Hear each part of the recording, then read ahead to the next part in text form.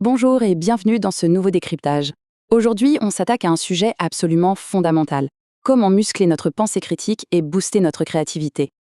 On a souvent tendance à imaginer l'innovation comme un éclair de génie, un processus chaotique, réservé à quelques élus ou à des artistes inspirés. Eh bien, il faut oublier cette idée. Les données qu'on va analyser ensemble nous montrent une toute autre réalité. L'innovation, c'est en fait une méthode. C'est une discipline hyper structurée et surtout, c'est un état d'esprit qui s'entraîne et s'affine au quotidien. Alors, sommes-nous prêts à casser la routine? Pour démarrer, posons-nous une question qui peut paraître un peu folle. Qu'est-ce qui peut bien relier l'impatience d'un enfant, un aspirateur sans sac et un bateau pirate? Laissons planer le mystère une petite seconde. Eh bien, la réponse c'est l'innovation structurée. Ce sont de parfaits exemples de découvertes géniales qui ne sont pas tombées du ciel, mais qui sont nées d'une approche rigoureuse et d'un exercice méthodique de la pensée critique. Pour bien comprendre tout ça, on va suivre le cheminement de nos sources à travers 5 grandes étapes. On commencera par déboulonner le mythe de la créativité, on verra comment débusquer le vrai problème, on apprendra à déjouer nos propres biais cognitifs, on détaillera les méthodes pour générer des solutions, et enfin, on parlera de la façon de cultiver une véritable culture de l'innovation. Allez, on entre dans le vif du sujet. Première partie de notre analyse, le mythe de la créativité et la redéfinition de ce qu'on appelle les deux moteurs de l'innovation. Nos textes de référence donnent une définition de la créativité qui est super rafraîchissante et pragmatique. C'est tout simplement le fait d'utiliser son imagination pour créer quelque chose de nouveau. Et c'est là que ça devient intéressant.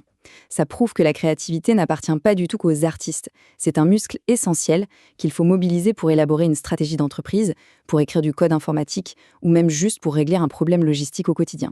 Bref, tout le monde en a besoin. Pour rendre ça plus concret, regardons l'histoire incroyable de Doug Dietz.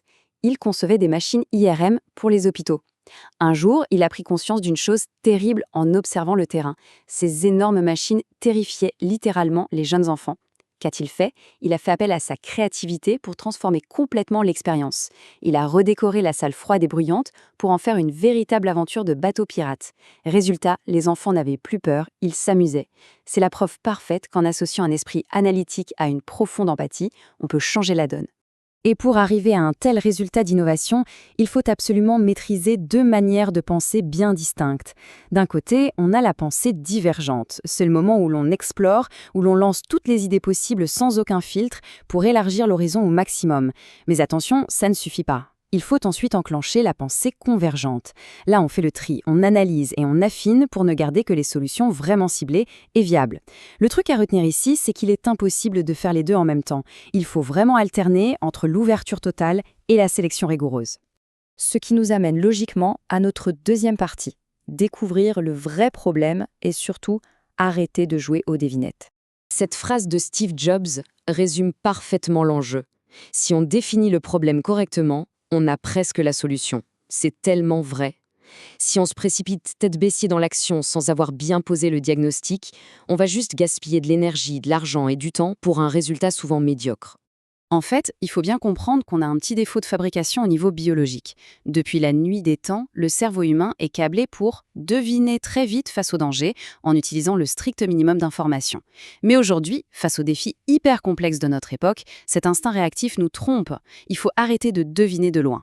À la place, les documents nous encouragent à sentir le problème. Ça veut dire se rendre directement sur le terrain, utiliser tous ses sens, observer de ses propres yeux et s'imprégner de la réalité du système pour récolter des données tangibles. Regardez cet exemple fascinant tiré de l'analyse. Un jour, Edwin Land prenait une photo de sa petite fille. Impatiente, elle lui demande « Mais pourquoi je ne peux pas voir la photo tout de suite ?» Au lieu de simplement lui répondre que la chimie ne fonctionnait pas comme ça, Land a vu là un vrai défi intellectuel à relever. Il a repensé toute la science de la photographie autour de cette simple frustration d'enfant. Et boum, cette réflexion l'a mené à l'invention du Polaroid. Ça illustre bien la puissance absolue qu'il y a à identifier le bon problème à résoudre avant même de chercher une solution. Allez, on passe à la troisième partie, échapper au conformisme et démolir nos barrières mentales.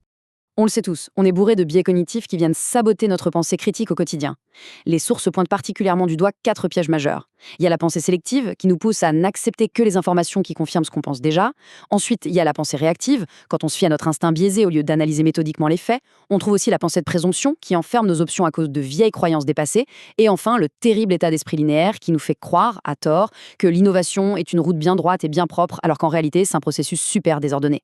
Il y a un autre piège dont on doit absolument parler. C'est l'obsession de l'évaluation, ce fameux benchmarking excessif. À force de toujours scruter ce que font les concurrents pour faire exactement pareil, on finit par se comporter comme un troupeau. Tout le monde propose la même chose et fatalement la rentabilité s'effondre. Ce qu'il faut faire au contraire, c'est chercher l'inspiration complètement ailleurs. Les vraies solutions se trouvent souvent dans des solutions analogues, dans des industries ou des domaines qui n'ont absolument rien à voir avec le nôtre. Pour contourner tous ces blocages profonds, il faut une vraie discipline.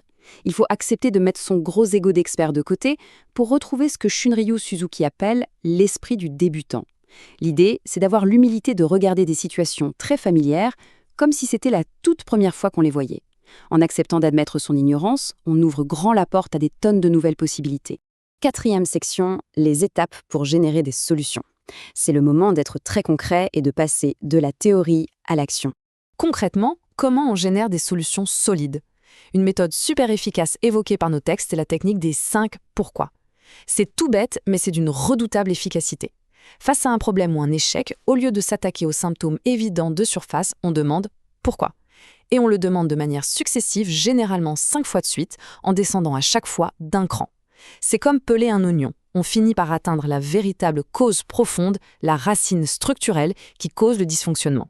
Et si on a besoin d'encadrer tout le processus de création créative, on peut s'appuyer sur le fameux processus de design thinking en 5 grandes étapes.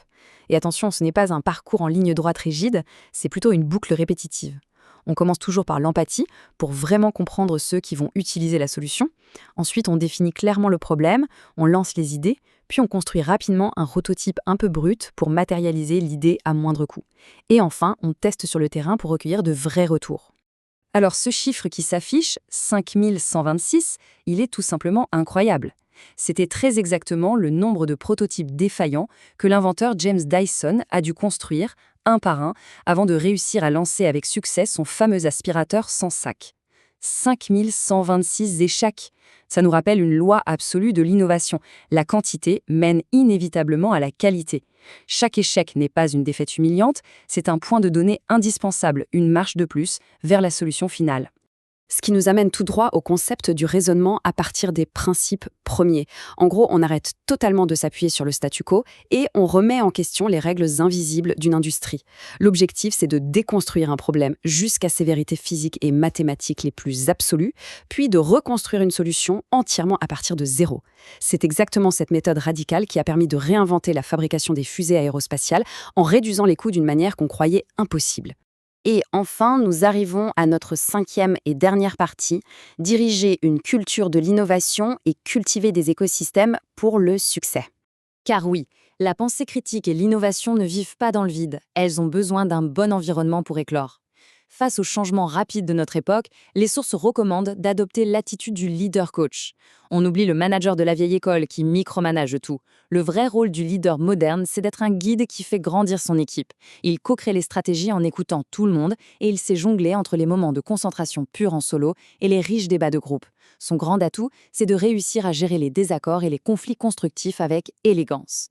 Et pour que la magie de la créativité opère vraiment, il y a un ennemi mortel à éradiquer des entreprises, la culture du non. On connaît tous cette habitude toxique qui consiste à démolir la moindre idée nouvelle en 2 secondes, juste pour montrer qu'on a un esprit critique.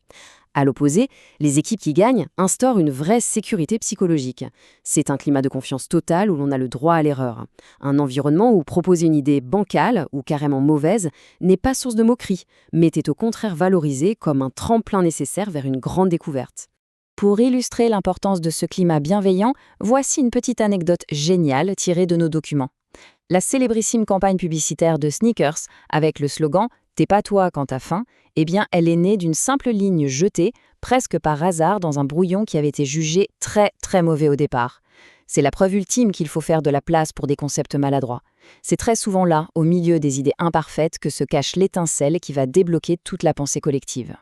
En terminant ce décryptage sur la pensée critique, une vraie question de fond s'impose à nous. Est-ce qu'on va continuer à choisir la facilité en se contentant de notre première intuition réactive et confortable, ou bien va-t-on cultiver l'audace, la rigueur et la patience de construire le 5e 1027e prototype ? Maîtriser les étapes de la véritable innovation, c'est accepter un processus qui peut sembler désordonné, mais dont les résultats finaux valent très largement tous les efforts. C'est à nous de jouer.